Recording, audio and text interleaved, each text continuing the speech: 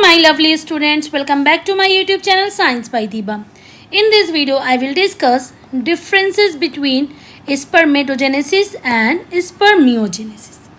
देखो स्पर्मेटोजेनेसिस क्या होता है और स्पर्मियोजेनेसिस क्या होता है, उसके डिफरेंस को हम यहाँ पर क्लियरली पढ़ेंगे.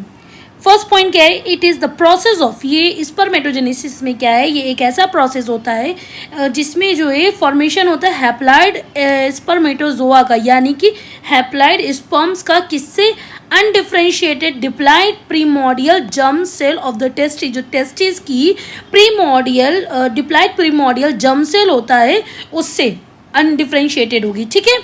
अब स्पर्मियोजेनेसिस क्या होता है, ये एक ऐसा प्रोसेस होता है जिसमें transformation of spermatids into spermatozoa, जिसमें ट्रांसफॉर्मेशन होता है किसका, स्पर्मेटिड का, किसमें, स्पर्मेटोजोआ में, यानी स्पर्म्स में. ठीक है, ये बात क्लियर हो गई. ये दोनों में डिफरेंस था पहला. सेकेंड पॉइंट क्या है इसमें, स्पर्मेटोजेनेसिस में इट इन्वॉल्व्स मल्टीप्लिकेशन फेज. जो स्पर्मेटोजेनेसिस होता है ये इन्वॉल्व होता है मल्टीप्लिकेशन फेजेस में, जैसे कि ग्रोथ फेज में, जैसे कि मैचुरेशन फेज में, जैसे कि डिफ्रेंशिएशन फेज में. ये इनके फेजेस होते हैं जिसमें ये इन्वॉल्व होता है, एक में नहीं कई में. ठीक है. और स्पर्मियोजेनेसिस में क्या होता है, इन्वॉल्व होगा सिर्फ और सिर्फ डिफ्रेंशिएशन फेज में. ठीक है. Therefore it is a part of spermatogenesis. तब के जो है ये पार्ट किसका होता है, स्पर्मेटोजेनेसिस का ही, यानी इसका ही ये पार्ट होता है. ठीक है, ये बात क्लियर हुई.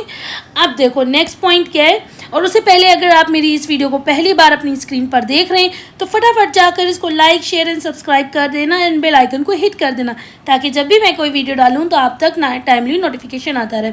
और इसकी डिटेल वीडियो भी स्पर्मेटोजेनेसिस और जो स्पर्मियोजेनेसिस मैंने ऑलरेडी अपने चैनल पे डाल रखी है. अगर आपने अभी तक वीडियो नहीं देखी है तो जाके विजिट कर लीजिए और देख लीजिए. ठीक है.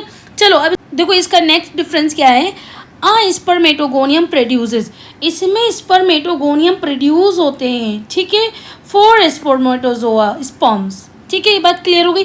जबकि आपके स्पर्मियोजेनेसिस में क्या होगा, वन स्पर्मेटिड डेवलप होगा इनटू वन स्पर्मेटोजोन. ठीक है, ये इसके डिफरेंसेस से. वैसे अगर बात करी जाए, मैंने आपको पढ़ाया था, जब मैं पढ़ा रही थी तो उसमें था formation of spermatozoa from spermatids, यानी इस प्रोसेस को हम लोगों ने क्या कहा था, स्पर्मियोजेनेसिस बोला था. जो ट्रांसफॉर्मेशन था स्पर्मेटिस का किससे, इनटू स्पर्मेटोजोआ से, उसी को हम लोगों ने स्पर्मियोजेनेसिस बोला था. ये बात आई थिंक आपको याद आ रही होगी. और जो स्पर्मेटोजोआ था वो लेटर, उसको हम लोग बाद में क्या बोल देते थे, बाद में वो स्पर्म कहलाता है. और उसमें हमने ये भी पढ़ा था कि जो 4 स्पर्म फॉर्म्ड होते हैं फ्रॉम वन स्पर्मेटोगोनियम, वही मैंने यहाँ पे डिफरेंस में आपको पढ़ा दिया है. ठीक है, आई होप सो आपको ये समझ में आ गया होगा. Thank you so much and keep support me.